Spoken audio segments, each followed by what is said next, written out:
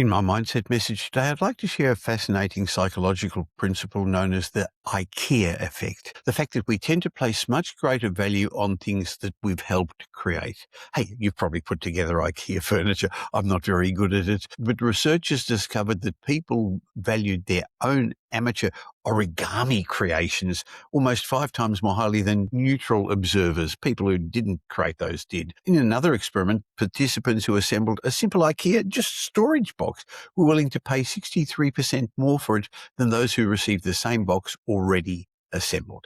However, there was an important qualification. When participants put in the effort but were prevented from completing the task, that IKEA effect disappeared. Effort matters, but carrying the effort through to completion mattered even more, according to the psychologists. And this helps explain why the things we treasure most in life rarely come easily.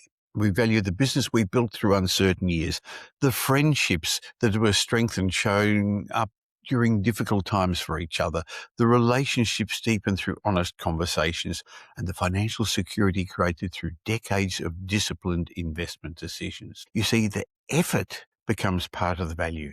Think about someone who trains for months to complete a marathon.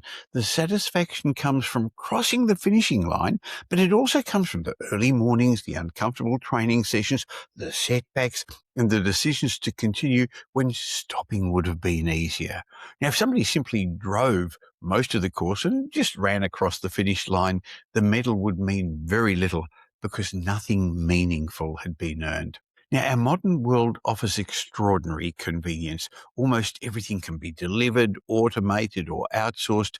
And while that saves time, it can also quietly remove some of the satisfaction that comes from creating, solving, and persevering.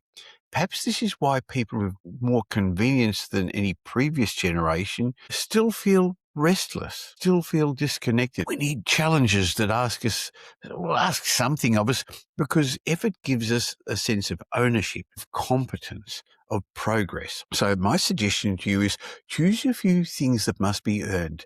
Have an uncomfortable conversation before the problem grows. Make a difficult decision that you've been postponing. Keep the promise you made to yourself, even after the initial enthusiasm failed. And I'm suggesting you finish the project that's been sitting half completed and close the loop that continues to drain your attention. Now, of course, this equally applies to building wealth. Financial independence is rarely created through one clever decision or a sudden stroke of good fortune.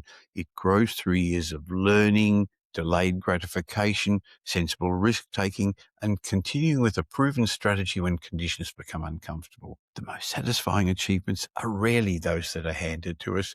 They're the ones that required patience, resilience, adaptability, and follow-through. Your life is not meant to be effortless. Some things are valuable precisely because they were difficult to build. So my message to you this week is start something worthwhile, stay with it through the uncomfortable middle, and finish what you began. If you don't currently subscribe, there's a whole back catalogue of 100 shows. Go to your favorite podcast app or YouTube and click follow or subscribe so that the algorithm knows you want to keep getting our information